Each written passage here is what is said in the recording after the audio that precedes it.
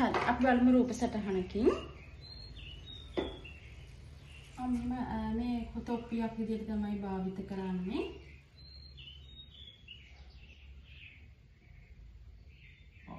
උන්ගේ තොප්පියක් විදිහට භාවිත කරන්න කෙනෙක්ගේ.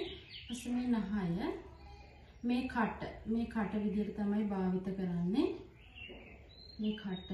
ඊපස්සේ අපි කටින් දෙයක් කතා කරනවා. මොනවා හරි කියනවා කියන අර්ථයෙන් සේ කියනවා කියන අර්ථයෙන් සේ. ඒ අර්ථයෙන් සේ අකුර ලේසියෙන් මතක තියාගන්න පුළුවන්.